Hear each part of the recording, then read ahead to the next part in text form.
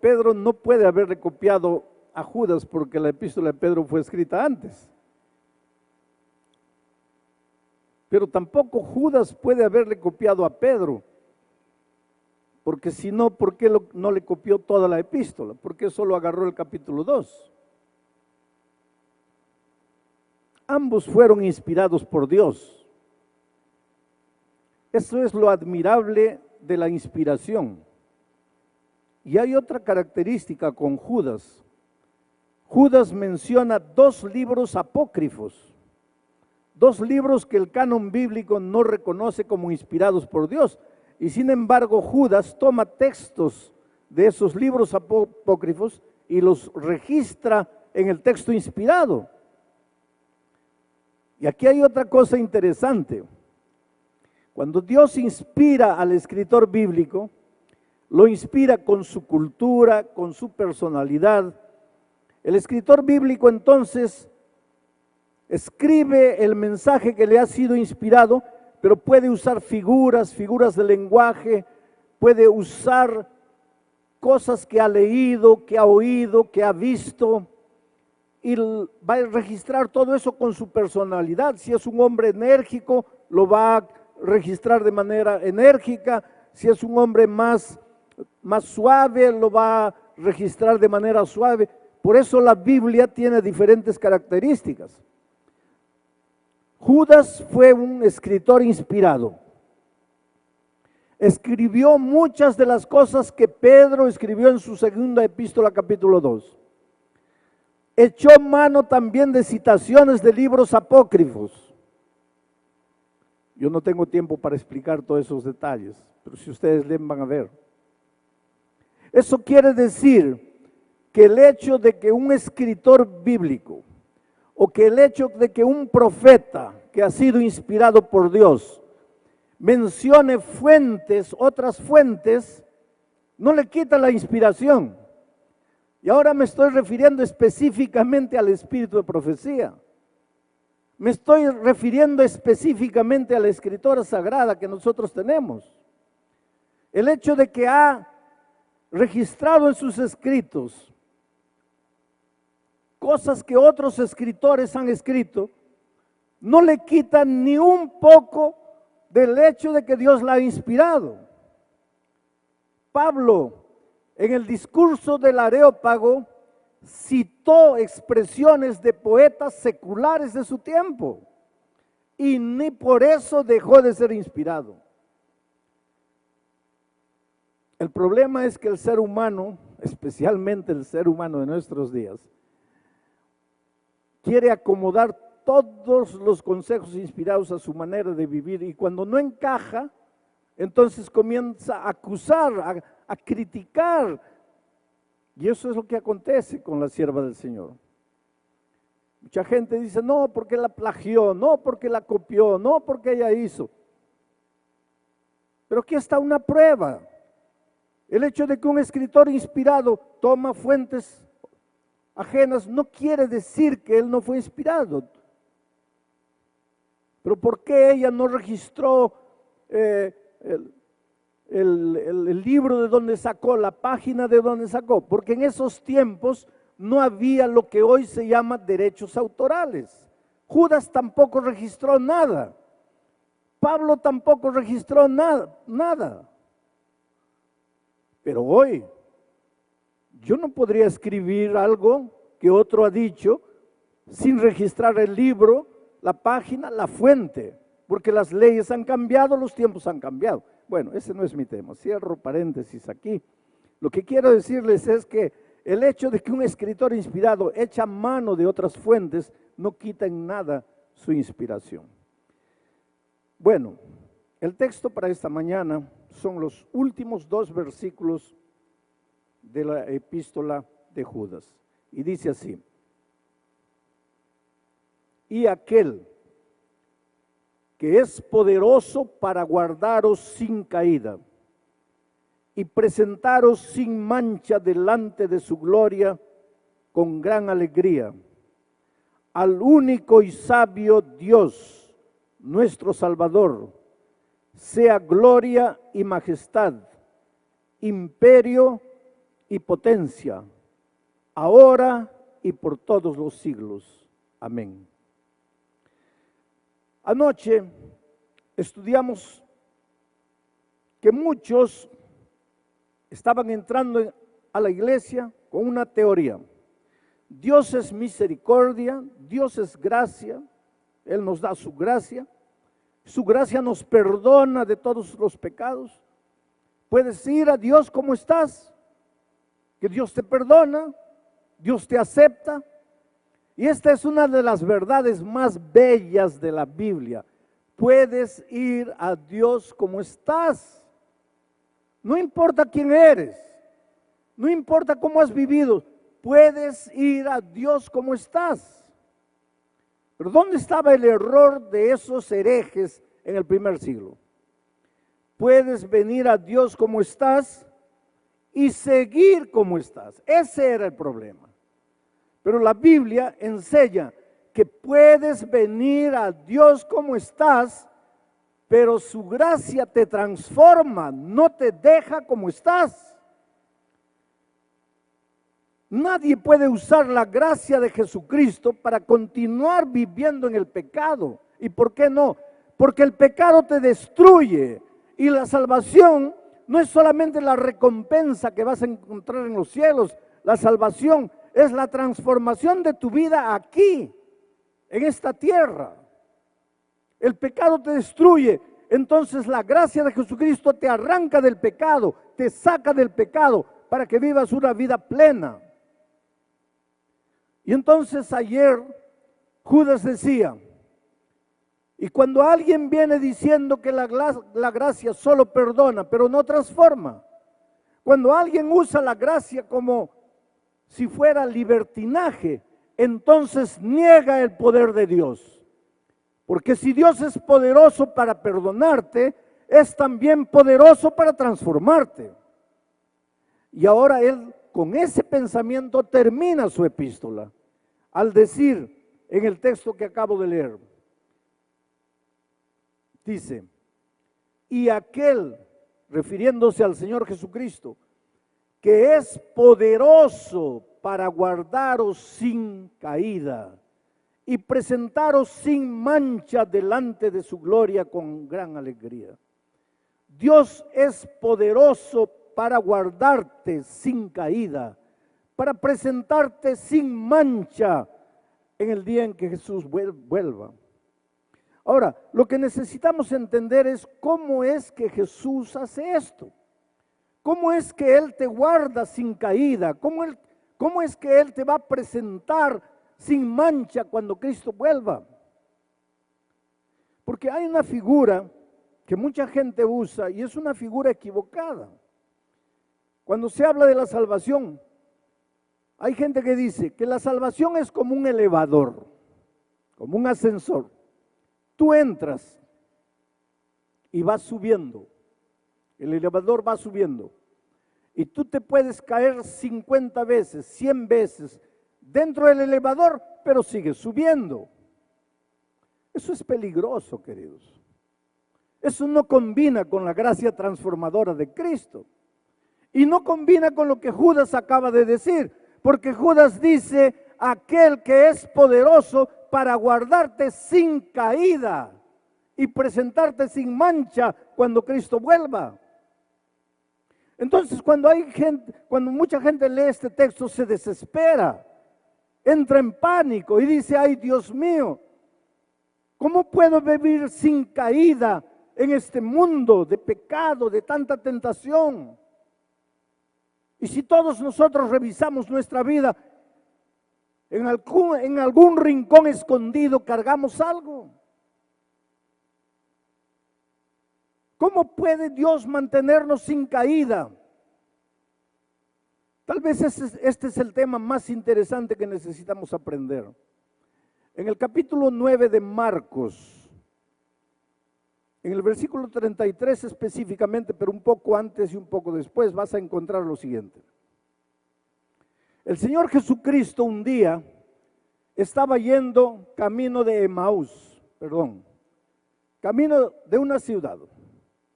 Y mientras el Señor Jesucristo caminaba, sus discípulos estaban a su lado, pero los discípulos cargaban en su corazón un pecado del cual no querían separarse.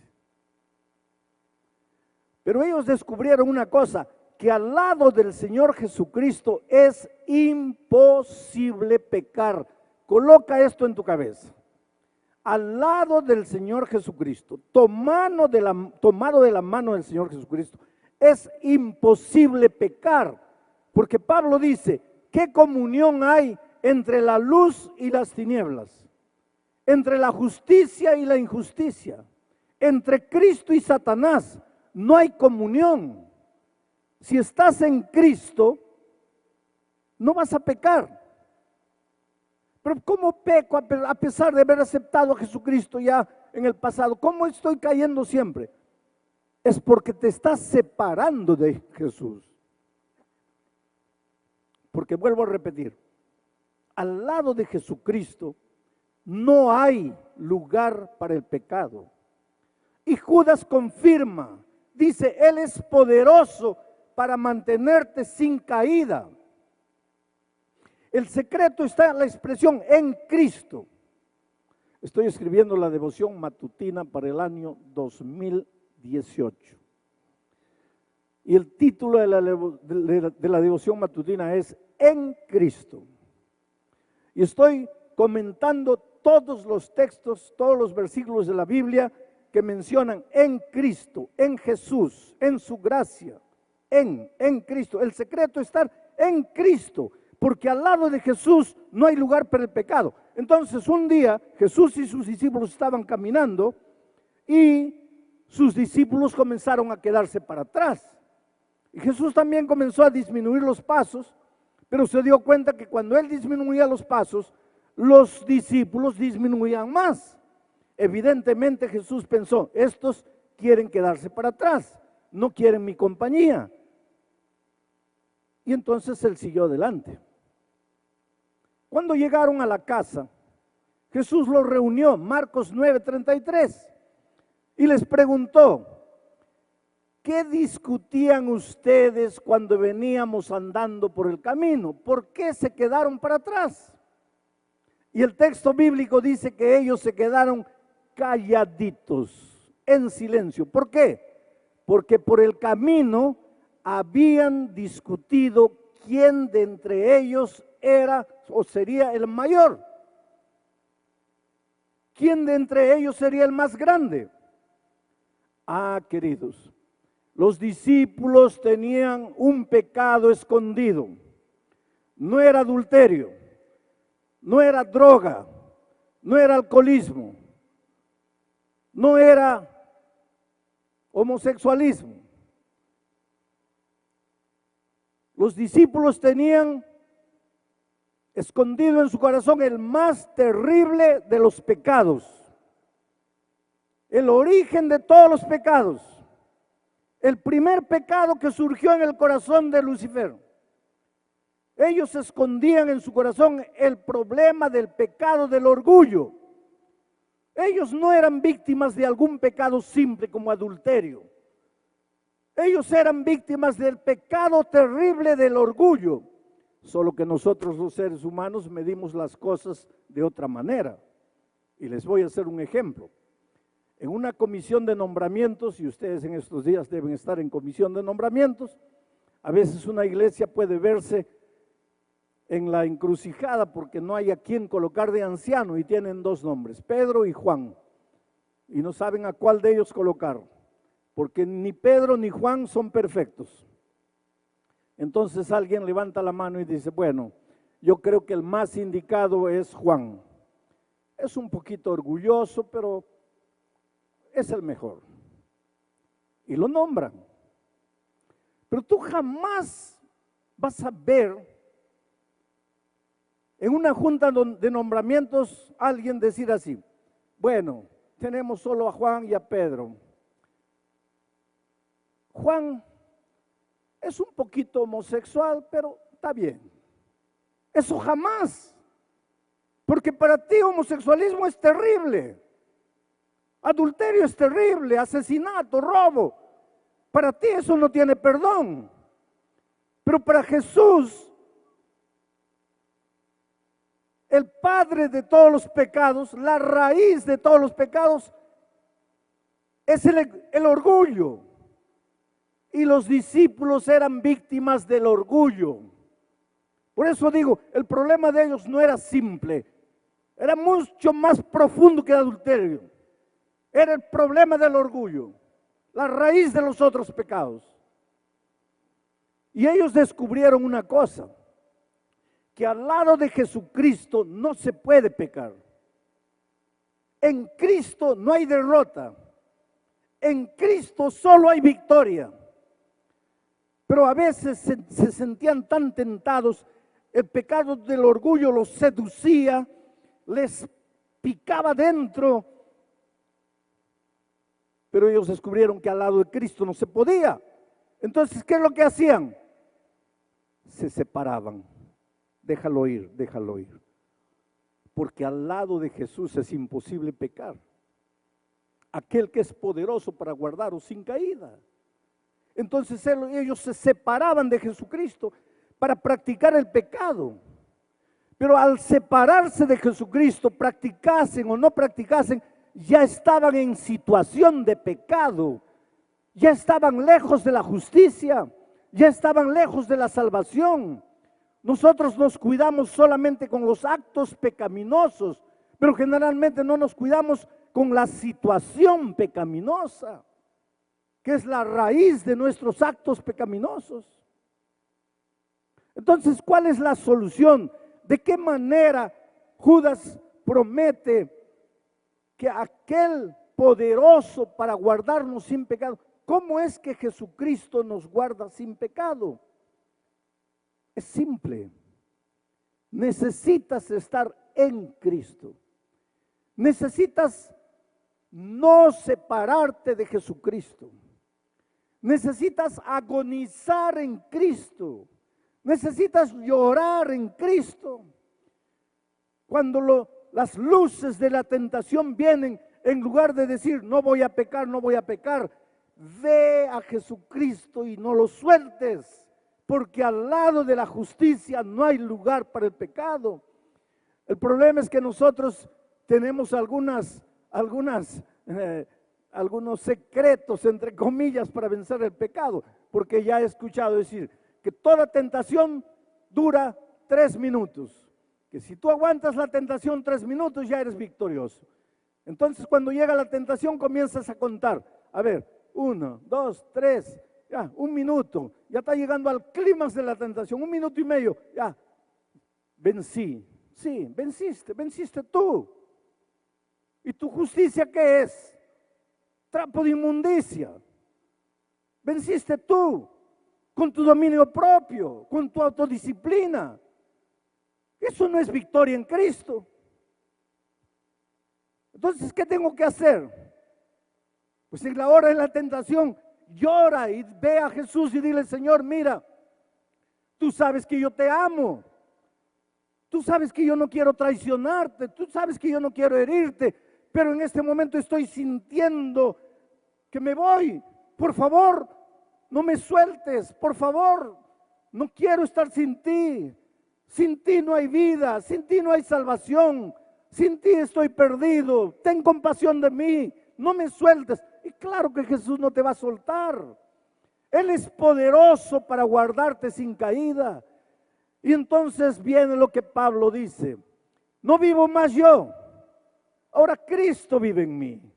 Y si Cristo vive en ti, porque en la hora de la tentación no te has separado de Él, la victoria no es tuya, la victoria es de Cristo, pero al mismo tiempo es tuya. Por eso Pablo no sabe definir ni explicar esto. Dice, no vivo más yo, Cristo vive en mí, pero lo que vivo, ahora, no acaba de decir que no vive, y ahora dice vivo. ¿Vives o no vives?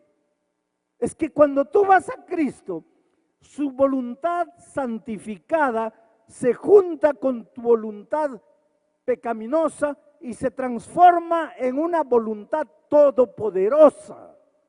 La victoria es de Cristo, pero es tuya. es tuya, pero es de Cristo, porque no vives tú, Cristo vive en ti. Pero ahora vamos a dejar de frases románticas. ¿Qué cosa significa Cristo vive en mí? Porque nosotros hablamos, Cristo vive en mí. Andar agarrados de la mano con Jesús. Oh, Jesús, tú eres mi vida. Jesús, tú eres mi salvación. Pero en términos prácticos, ¿qué quiere decir eso? 3 cosas.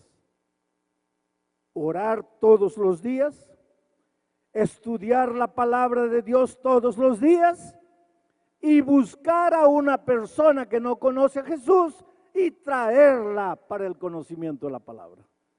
Cuando tú haces esas 3 cosas, estás en Cristo.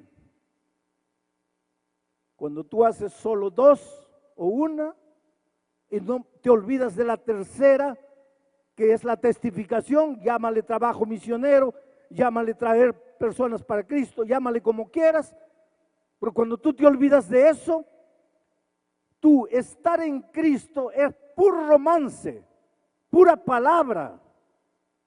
Y el Evangelio no es palabra, el Evangelio es acción, acción transformadora. Tienes que aprender a buscar a Dios todos los días.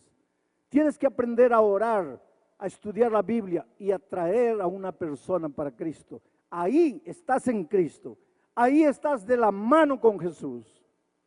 El otro día alguien me dijo, pastor, entonces yo estoy perdido, porque yo no tengo fuerza de voluntad para orar, para estudiar la Biblia. No tengo. Pastor, yo de vez en cuando oro, de vez en cuando estudio la Biblia y nunca traje a nadie para Cristo. Ahora usted dice que para estar en Cristo tengo que hacer esas 3 cosas. Estoy perdido, pastor, porque yo no tengo fuerza de voluntad. Claro que tienes, querido. ¿No te levantas a las 4 de la mañana para ir a tu trabajo? En una mañana fría de invierno el despertador toca a las 4 de la mañana. Tú despiertas, miras el reloj, ¿qué es lo que dices? Oh, qué felicidad, me voy a trabajar. No, no es así. Miras el reloj, un frío terrible afuera, todo lo que quieres es quedarte durmiendo, pero te levantas y vas a trabajar a las 5 de la mañana. ¿Y por qué tienes que trabajar? Porque necesitas dinero. ¿Y para qué dinero? Para comer. ¿Y para qué comer? Para vivir. ¿Y vivir cuánto tiempo? 100 años. Y para eso te levantas a las 4 de la mañana. Para vivir 100 años. Y para vivir la vida eterna, no puedes levantarte 10 minutos antes para arrodillarte, clamar a Dios, estudiar la palabra. No me digas que no tienes fuerza de voluntad. El problema es que tu fuerza de voluntad tú la diriges para lo que quieres, para lo que consideras importante. Pero tú tienes fuerza de voluntad.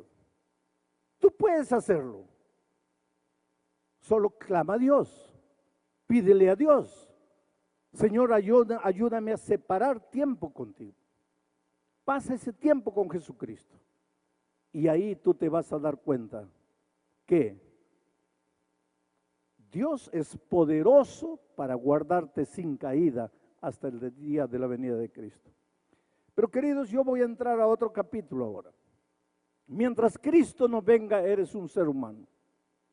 Y a esta naturaleza pecaminosa nuestra no le gusta pasar tiempo con Dios. A esta nuestra naturaleza lo que le gusta es levantarse y salir corriendo a trabajar. Eso le encanta. Inclusive para los ministros. El ministro tiene mucha cosa para hacer. Y lo que nos gusta es levantarnos de mañana y ya comenzar con la agenda del día. Estar con Cristo, pasar tiempo con Cristo, eso al ser humano no le gusta. ¿Por qué? Porque aunque hemos sido convertidos, todavía conservamos la naturaleza pecaminosa dentro de nosotros. Y a esa naturaleza pecaminosa no le gusta el compañerismo con Dios. Esa naturaleza pecaminosa es especialista en disfrazar, en engañar, en aparentar, en mentir, pero a esa naturaleza no le gusta el compañerismo con Dios. Por lo tanto, constantemente vivimos cayendo. Y no caemos porque Dios no tenga poder para mantenernos sin caída. Caemos porque nos separamos de Jesús. Y al separarnos de Jesús, pues la consecuencia es caer. ¿Y qué hacer? Pues aquí entra la gracia maravillosa de Cristo. Levántate. Y si me caigo 50 veces, es porque 50 veces te has separado de Jesús. ¿Y qué hago, pastor? Levántate. Y si me caigo 1500 veces, pues 1500 veces te has separado de Jesús. Pero ¿y qué hago ahora? Pues levántate. Si un día llegaremos al cielo, primero, es porque Cristo nos levantó. Es porque cada vez que caímos, llevados por nuestra naturaleza pecaminosa, clamamos a Dios, le suplicamos y Él nos extendió la mano. Te digo una cosa, querido, el Señor Jesús te ama. Nunca pienses que Dios es un profesor malo que está con ganas de desaprobarte o reprobarte. Jesús te ama. Lo que más quiere Jesús es tenerte en el reino de los cielos. Tu lugar está reservado en el reino de los cielos. Tu herencia está reservada. Yo vengo de una familia grande, 9 hijos. Padre, madre.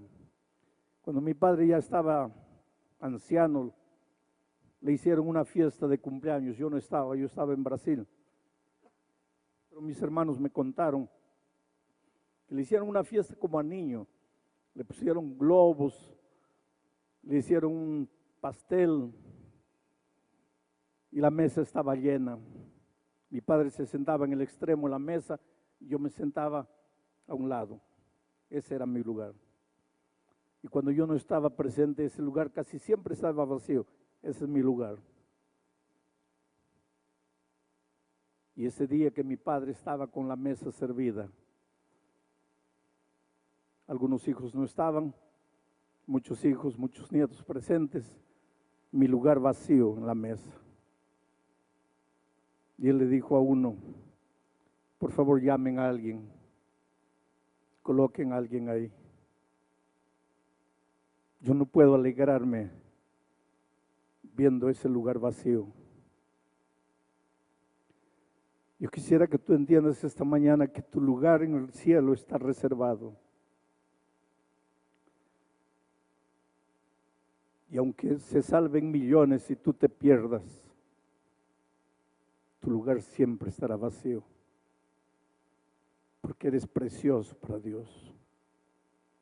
Él te ama como eres.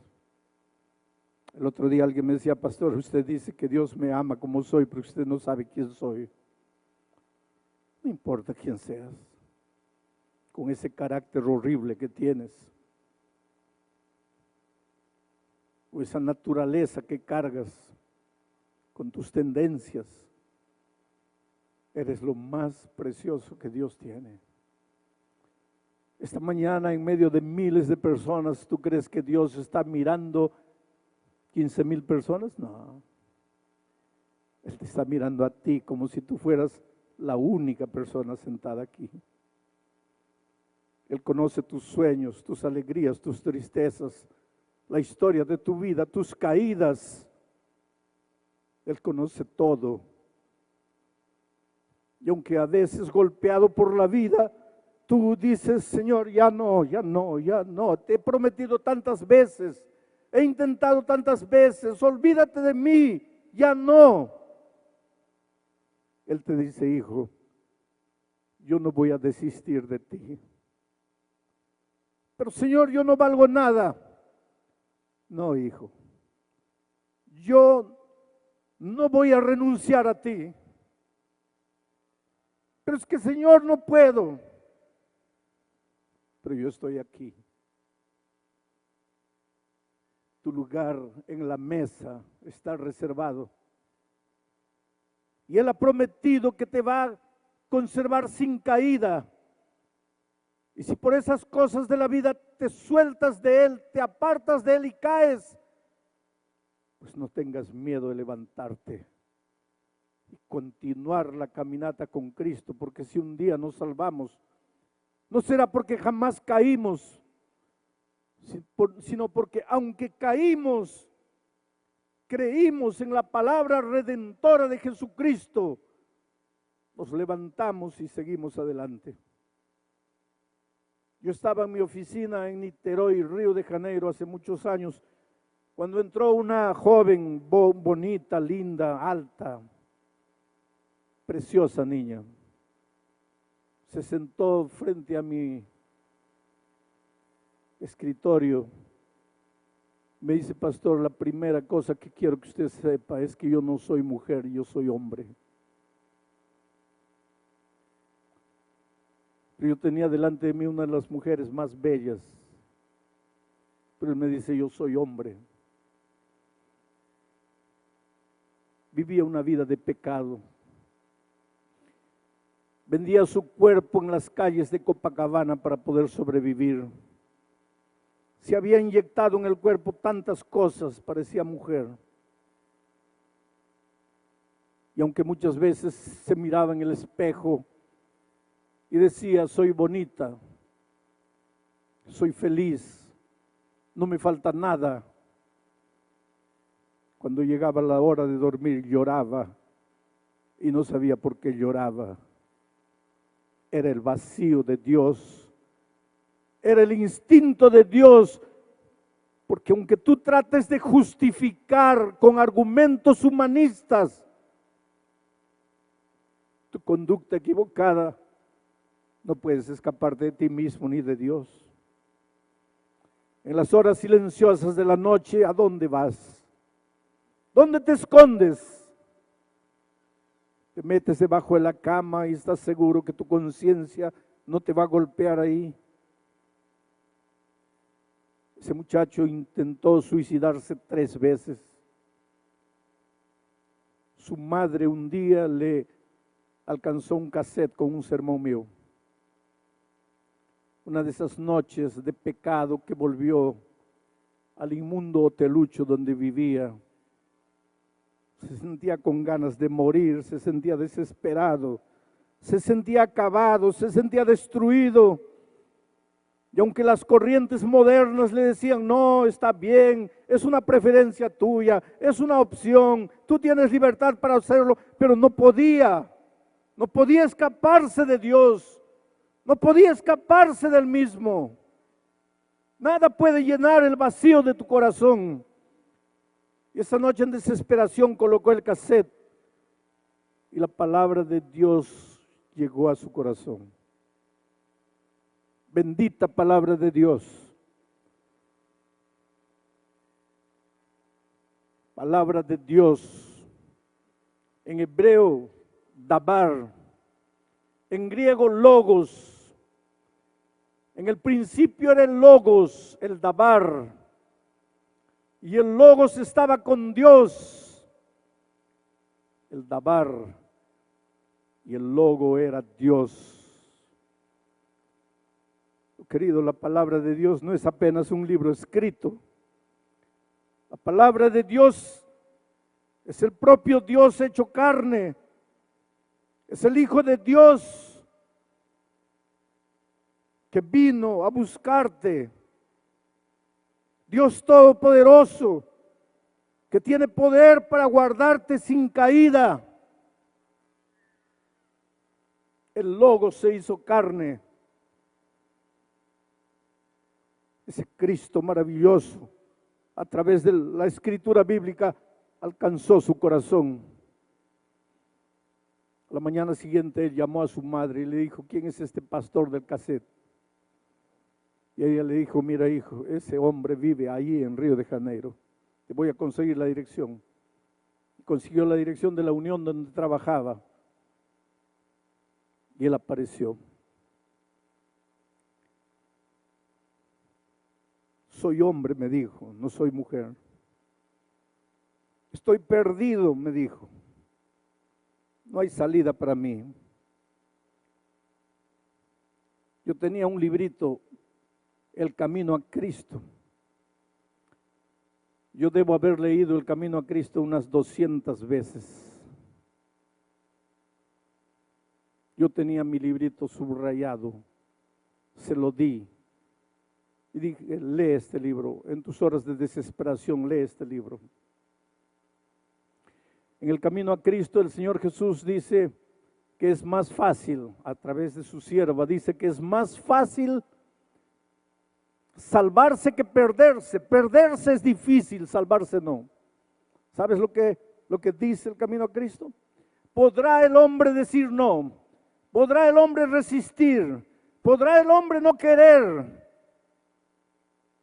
Pero si no lo hace, el Señor lo salvará. ¿Sabes lo que está diciendo? Que para perderte necesitas un día parar en la vida, mirar a Dios y decirle, mira Dios, escúchame bien, no quiero salvarme, quiero perderme. Porque si tú no le dices eso, Él te va a salvar. Su gracia es maravillosa, su amor es infinito, te va a alcanzar, su misericordia te va a conquistar. Va a tener que llegar un día en que caigas de rodillas y digas, Señor, no tengo más a dónde esconderme de tu amor, no tengo más a dónde correr de tu gracia. Y el día que te dejes encontrar, ese día tú no tienes idea de lo que Dios va a hacer en tu vida. Y ese muchacho clamó a Dios, la historia es larga, no la voy a contar toda. Pero muchos años después, en una iglesia de San Pablo, me encontré con ese muchacho. Ahora era un hombre elegante, vestía terno azul marino. Se acercó de mí y me dijo, pastor, ¿se acuerda de mí? No. Míreme bien, ¿no se acuerda de mí? No. Pastor, la única vez que hablé con usted, yo estaba vestido de mujer, fue en Niterói, en su oficina. ¿Se acuerda de mí? Y claro que me acordaba de aquella escena. Y lo miré y le dije, mira, no puedes ser tú. No puedes ser tú. Es imposible. 2 lágrimas aparecieron en sus ojos. Me dijo, pastor, ¿usted no cree en los milagros que predica? Yo le dije, hijo, no quise decir eso. Lo que quiero decir es que es tan maravilloso lo que veo, lo que me cuentas. Él me dice, sí, Dios me transformó. Phantom thoughts, chasing fears they never knew. Where do we go from here? In a world so unclear, voices call from the abyss. Is there something we miss? Synthesizers breathe inside, heartbeat in electric hum. Fragments of a shattered mind, rhythms start to spirits numb. In the silence, can you hear harmony with every tear? Symphony of restless souls, an eternal burning cause. Where do we go from here? In a world so unclear, voices call from the abyss. Is there something we miss? City lights start to fade away, sun peeks through the hazy sky. A chance to break the endless chase, a moment for a single sigh. Maybe this is where we start, a brand new map within our hearts. The whispers turn to guiding stars, embrace what truly scars. From the ashes we can rise, find the strength within our eyes. United in our silent plea, there's beauty in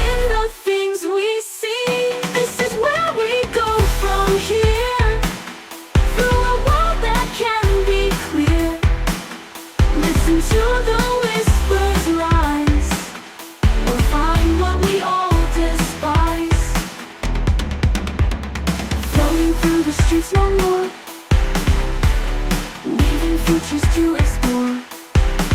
The ghosts of yesterday